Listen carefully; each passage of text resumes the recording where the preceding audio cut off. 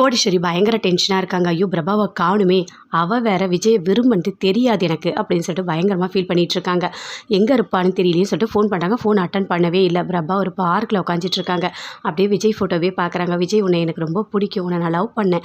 ஆனா இப்போ உனக்கு கல்யாணம் ஆக போகுது. எனக்கு ரொம்ப கஷ்டமா இருக்கு அப்படின்னு சொல்லிட்டு பிரபா அப்படியே மனசுக்குள்ளேயே பேசிட்டு இருக்காங்க. அப்ப விஜய் வாய்ஸ் கால் அனுப்புறாரு. இங்க பாரு நான் கல்யாணத்துக்காக சில பரிகாரம்லாம் பண்ணிட்டு இருக்கேன். ஆனா நீ ஏன் பிரபா என்கிட்ட பேச மாட்டேற அப்படின்னு சொல்லிட்டு அதை கேட்டோன்னே பிரபா பயங்கரமா ஃபீல் பண்றாங்க. நீ எங்க இருந்தாலும் நல்லா இரு விஜய் அப்படின்னு சொல்லிட்டு வீட்டுக்கு போகிறாங்க.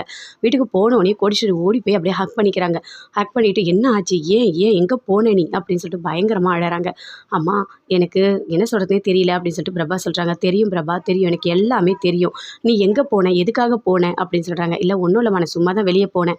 சரிம்மா நான் போய் படுக்கிறேன் அப்படின்னு சொல்லிட்டு பிரபா போகிறாங்க. அப்படியே யோசிச்சுட்டே இருக்காங்க கோடீஸ்வரி.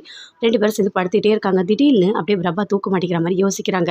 எழுந்து பார்த்து அலறாங்க. ஐயோ அதெல்லாம் ஒன்றும் இல்லை, நல்ல வேலை ஒன்றும் இல்லை பிரபா, நீ நல்லா இருக்கணும் பிரபா, உனக்கு நல்ல வாழ்க்கை அமையும். நீ விஜய லவ் பண்ணது யாருக்குமே தெரியாது. ஏன்னா கண்டிப்பாக ஏதாவது முயற்சி பண்ணியிருக்கலாம் அப்படின்னு சொல்லிட்டு அப்படியே பயங்கரமாக கோடீஸ்வரி ஃபீல் பண்ணிகிட்டே இருக்காங்க. கௌதம் கிட்ட சித்ராதேவி சொல்கிறாங்க, பாத்தியா அவங்க என்ன பண்ணிட்டு இருக்காங்கன்னு தெரியுதா, சூர்யாவை மட்டும் அப்படியே தூக்கி விடணும், உன்னை மட்டும் அப்படியே இறக்கி விடணும். அவங்க பிளான் எல்லாமே ஒர்க் அவுட் ஆகாது. கண்டிப்பாக உனக்கு தான் அவங்க நல்லது பண்ணணும். நான் பண்ண வைப்பேன்.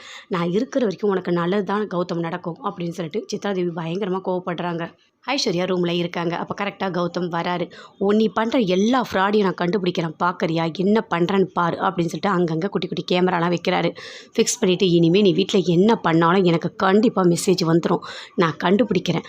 இனிமேல் நீ இங்கே இருக்கவே கூடாது. அடுத்து என்ன பண்ணணும்னு எல்லாமே நான் பர்ஃபெக்டாக பண்ணுவேன். இனிமேல் கொஞ்சம் கூட நான் ஏமாறவே மாட்டேன் அப்படின்னு சொல்லிட்டு கௌதம் பயங்கரமாக ஃபீல் பண்ணிவிட்டு எல்லாத்தையுமே எல்லா இடத்துலையுமே அந்த கேமரா வைக்கிறாரு. இனிமேல் ஐஸ்வர்யா நீ என்ன பண்ணாலும் கரெக்டாக கண்டுபிடிச்சிடுவேன் அப்படின்னு சொல்லிட்டு கௌதம் பயங்கரமாக சிரிச்சிட்டே போகிறாரு. அங்கேருந்து வராங்க மகா. வந்தவொடனே சொல்கிறாங்க, சூர்யாவை பார்க்குறாங்க. இங்கே பாருங்கள் சூர்யா, தாத்தாக்கு எது நல்லதோ எல்லாமே நான் கண்டிப்பாக எப்போவுமே பண்ணுவேன் அப்படின்னு சொல்கிறாங்க. நான் பண்ணது தப்பு தான், உங்கள் மனசு எப்போ மாறுமோ அது வரைக்கும் நான் காத்துட்ருப்பேன் அப்படின்னு மகா சூர்யா கிட்ட சொல்கிறாங்க. அதுக்கு சூர்யா எதுவுமே பேசல, அப்படியே அமைதியாக இருக்கார். தாத்தாக்கு உங்களுக்கு ஏதாவது வேணும், ஏதாவது ஹெல்ப் பண்ணணும், இது பண்ண மாட்டேன் அது பண்ண மாட்டேன்னு ஏதாவது சொன்னால் என்கிட்ட சொல்லுங்கள், கண்டிப்பாக நான் தாத்தாவை பண்ண வைக்கிறேன். தாத்தா தான் எனக்கு ரொம்ப முக்கியம், தாத்தாக்காக நான் எல்லாமே பண்ணுவேன் அப்படின்னு சொல்லிட்டு மகா சொல்கிறாங்க. சரி கண்டிப்பாக நான் சொல்கிறேன் அப்படின்னு சொல்லிட்டு சூர்யா அங்கேருந்து போகிறாரு. பிரபா பயங்கரமாக ஃபீல் பண்ணி அழுதுகிட்டே இருக்காங்க. அப்படியே பார்க்குறாங்க. விஜயை நினச்சி பார்க்குறாங்க.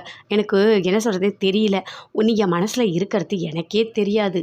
நீ அனாமிகாவை கல்யாணம் பண்ணுறேன்னு சொல்கிறப்ப தான் எனக்கே கொஞ்சம் கொஞ்சமாக பொறாமல் வந்து உன்னை நான் விரும்புகிறதே எனக்கு தெரிஞ்சுது அப்படின்னு சொல்லிட்டு பிரபா பயங்கரமாக ஃபீல் பண்ணிகிட்டே இருக்காங்க. அப்படியே பார்க்குறாங்க. என்னாச்சு அப்படின்னு சொல்லிட்டு அவங்க அப்பா கேட்குறாரு.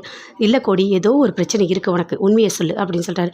அதெல்லாம் ஒன்றும் இல்லைங்க, பிரபா தூங்கிட்டுருக்கா, ஒன்றும் இல்லை அப்படின்னு சொல்கிறாங்க.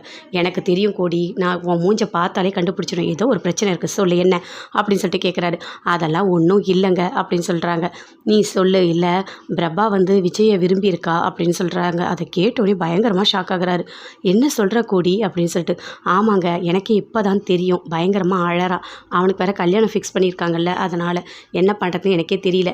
எப்படியாவது நம்ம பிரபாவை நம்ம நல்லபடியாக பார்த்துக்கணும், ஒரு நல்ல பையனாக பார்த்து நம்ம கல்யாணம் பண்ணி வைக்கணும் அப்படின்னு சொல்லிட்டு கோடீஸ்வரி அவங்க வீட்டுக்காரர்கிட்ட சொல்கிறாரு. அவர் பயங்கரமாக ஃபீல் பண்ணுறாரு. அப்படியா இதெல்லாமா நடந்திருக்கு அப்படின்னு.